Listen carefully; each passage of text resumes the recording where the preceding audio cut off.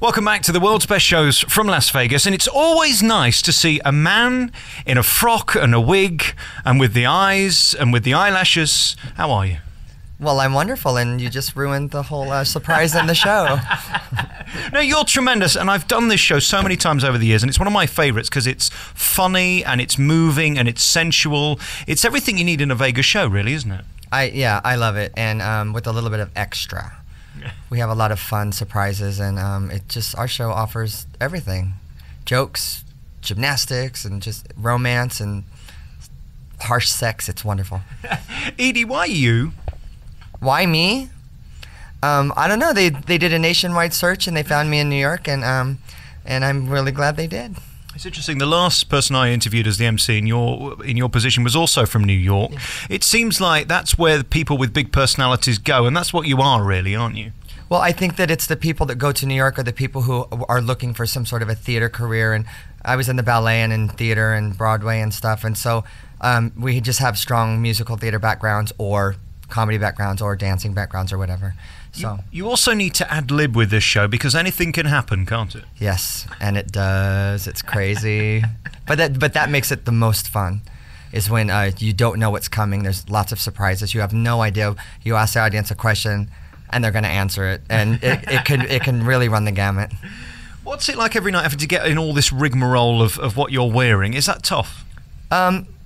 Not when you're getting paid to do it. It's easy. Well, you'd do it without the money, wouldn't you? No. Maybe for a benefit. All right, let's talk to LJ now, because unlike me, you're very good looking and you're very fit, and you're a star in this show because you get to wow us with this thing you do. How do you begin to start to be as fit and attractive as you are? I think first you just you decide that you want to do it, and after that you just have to follow all the rules. It's not really a task that you can accomplish if you're cheating left and right.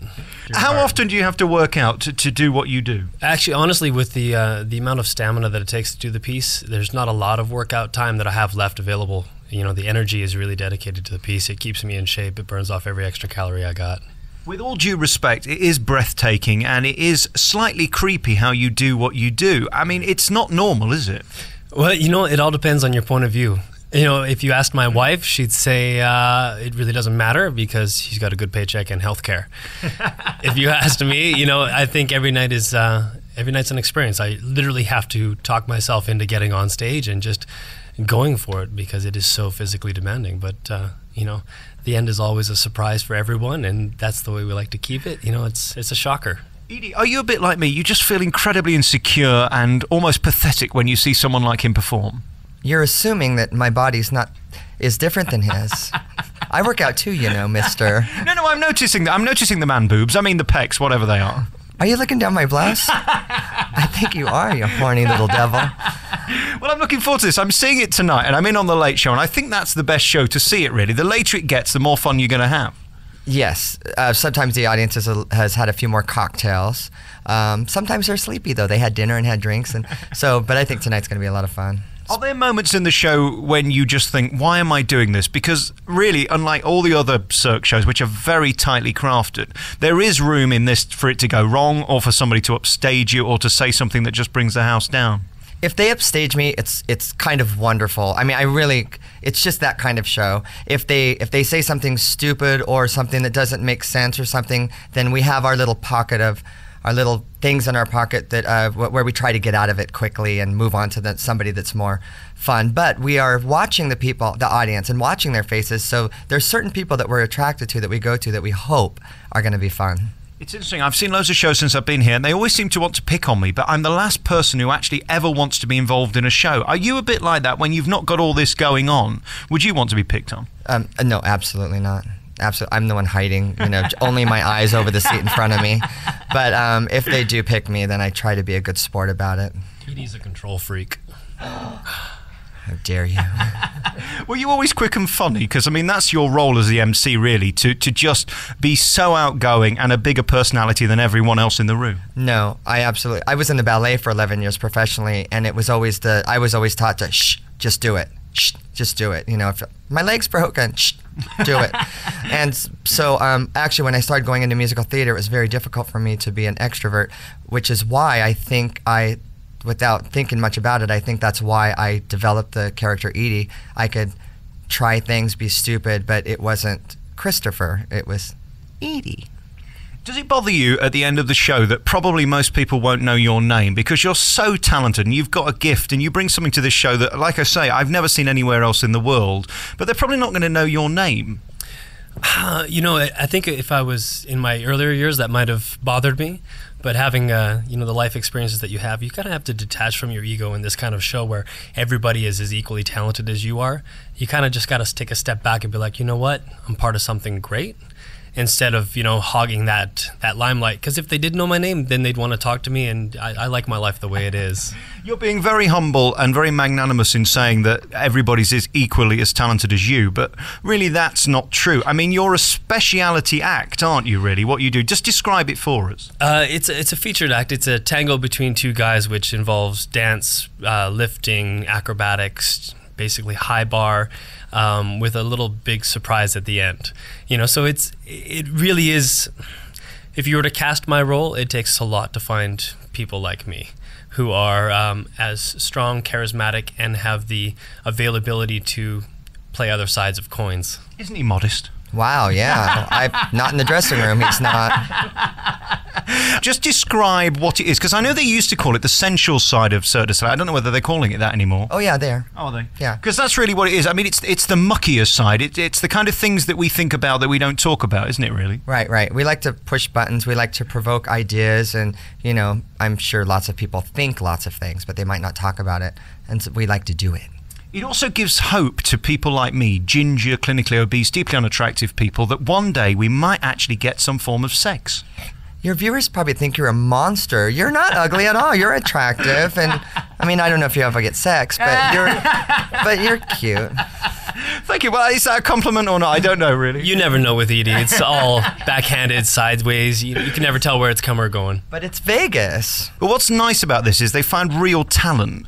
And it's kind of like Britain's Got Talent or America's Got Talent within 90 minutes, isn't it? Is that nice for you that it's kind of different from the rest? I think absolutely. This is one of the shows that stands out from every other Cirque show. And when you're in a city that has 7 of them, I think we are the jewel. I think we're the one that's not fully recognized that will continue to strengthen. And I think it won't be long before Zumanity's top of the heap. You more or less balance an 800-pound man on the end of your finger. How much do you think I'd have to work out to even become 1/10 as fit as you?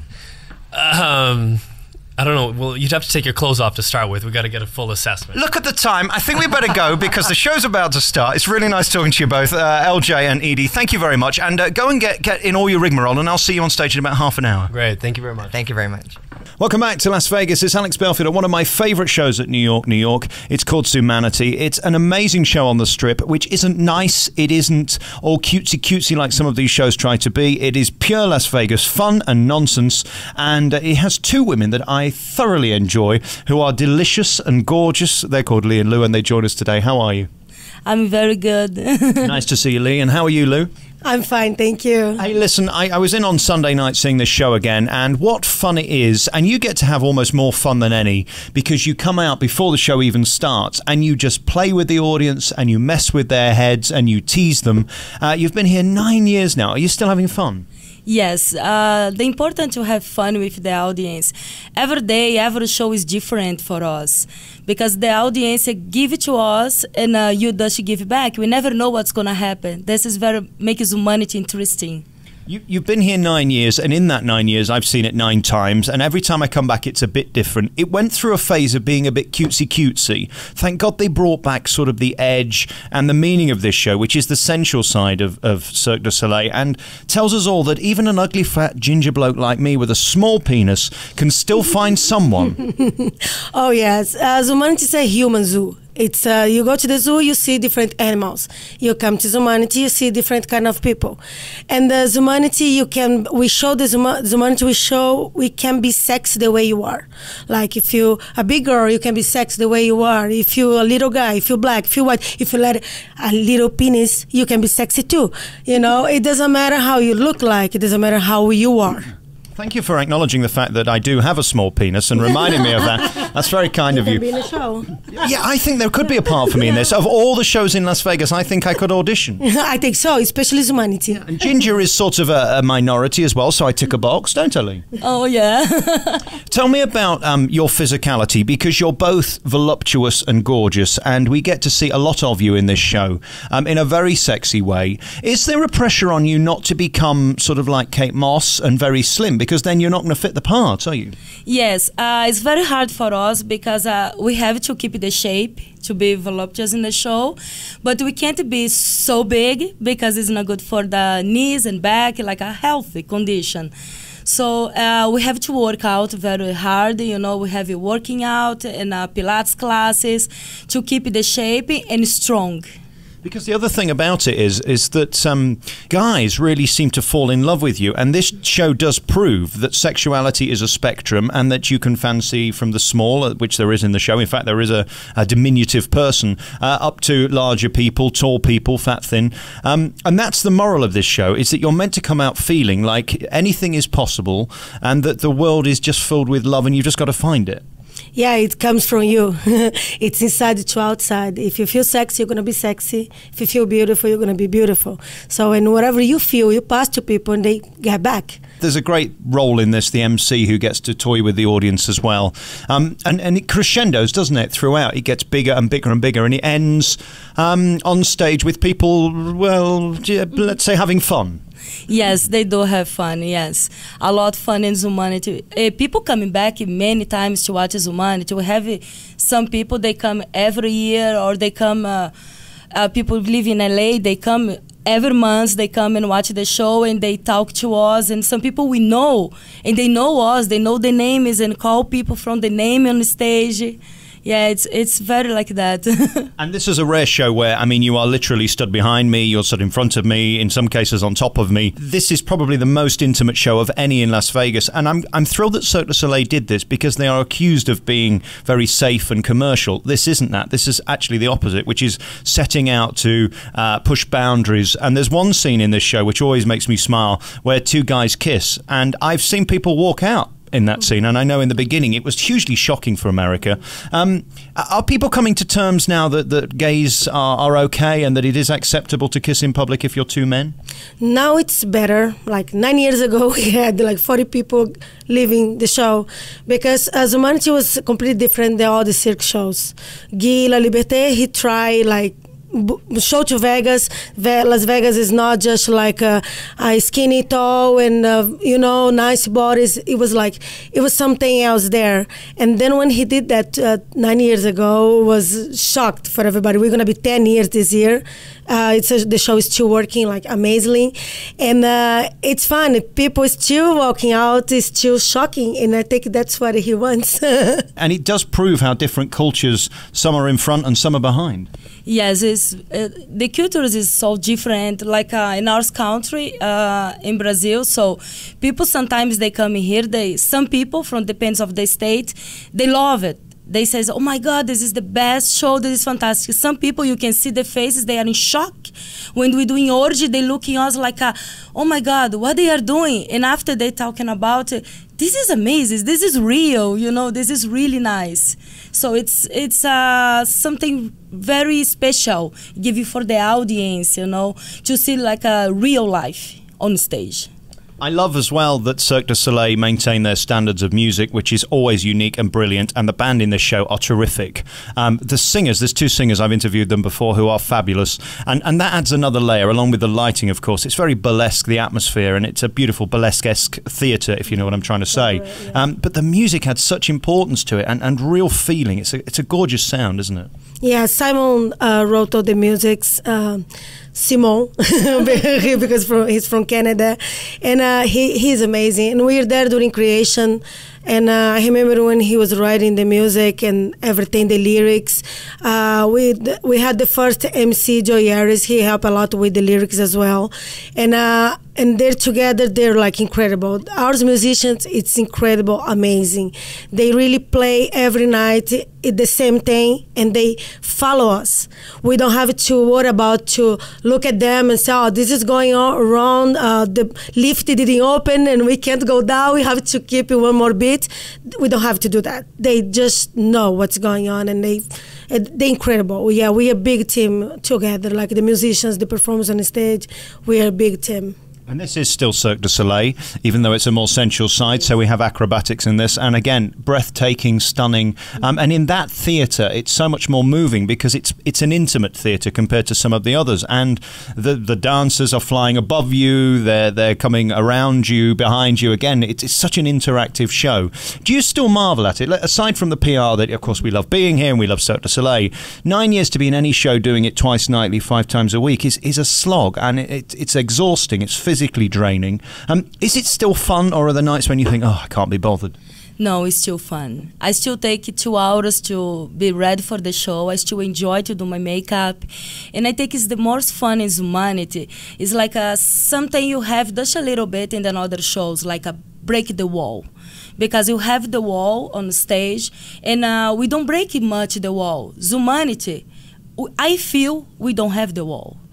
It's like the audience is part of us. So we there and they are in all the time. It's our house, like audience and people. We are everybody together. We feel that. It's 9 years, it's going to be 10 years, and I still have goosebumps when they call Zumanity. How do you get here? How do you get this gig? I mean, you're from back home. You've told us where you're from. There must be 1 million people auditioning for this, and you've had it for 9 years. We 8th generation of circus performer in Brazil, and my family. I grew up in family circus, and everything I learned from my family. And my father stopped traveling because he wanted me and my sister go to school, and so we did it. We made him happy, but we never stopped. So we went to theater classes, miming and tap dancing. We started learning other things plus circus. So when Muriel Cantan, she came to Brazil in 1997, then when she auditioned us, and she loved it, the way we work, especially because we very natural when we work with the audience, and so they saved us.